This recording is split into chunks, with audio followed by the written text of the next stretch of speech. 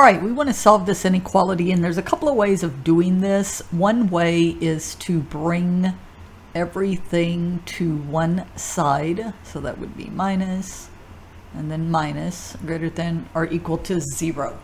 And you don't have to do this. You could have factored both sides, but I decided to do it. So if I do the factor, so this is going to be my factor by grouping,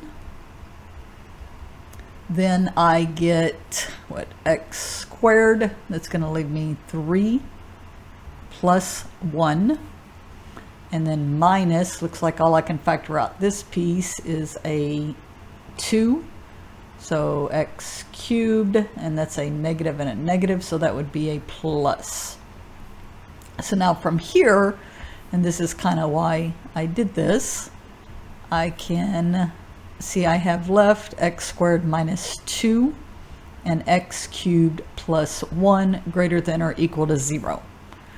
So I can solve both of these, x squared minus 2 greater than or equal to 0 and x cubed plus 1 greater than or equal to 0.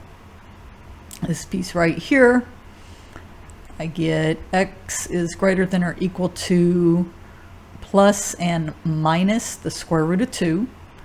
And then this piece right here, x is greater than or equal to negative 1.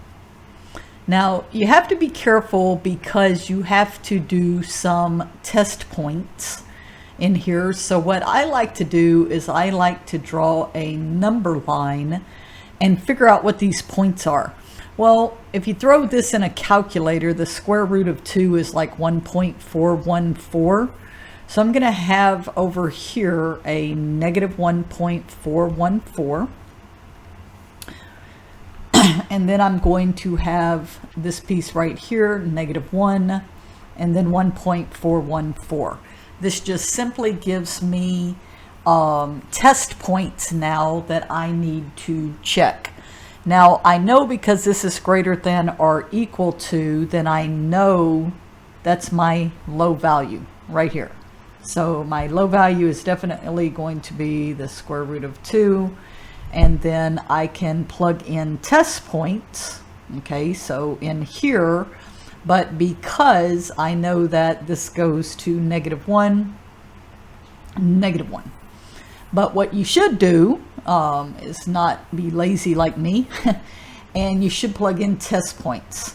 And so what do I mean by a test point? That you go back to your original, so my x to the 5th plus x squared greater than or equal to 2x cubed plus 2. Think of something that would be in between here. I don't know, probably what a negative, I'm just thinking of a value that could be in here, a negative 1.2, and plug it in. So if I plug in negative 1.2, I'm doing this in my calculator, to the 5th power plus negative 1.2, squared, I get negative 1.04832. And then I do the same thing over here. I plug in negative 1.2 cubed plus 2, and I get negative 1.456. Okay, I can definitely see that this is more negative, so that's a good interval. Now I look in here, and I don't know, probably the easiest thing for a test value. So that's what I'm doing. I'm picking test values to see, can it actually be now in this interval? So can it be from negative 1 to the square root of 2? Remember, that's what that value is. So I'm going to try 1, that x equals 1. So up here, 1 to the 5th plus 1 squared greater than or equal to 2 times 1 cubed plus 2.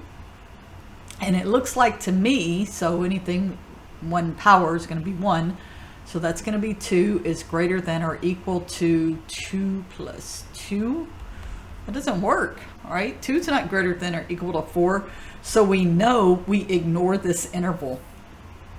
Then finally we get to the last here, and this is the piece right here. Is it greater than square root of 2?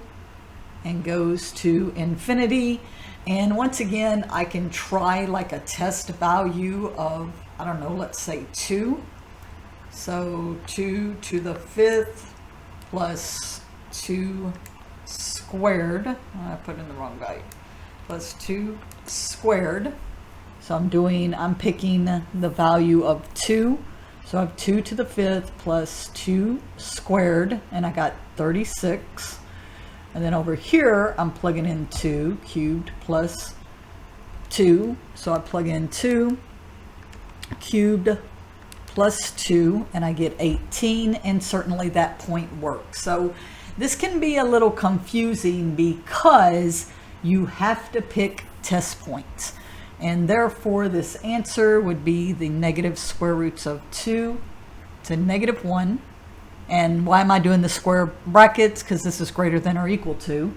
And then union, the square root of 2 all the way out to infinity.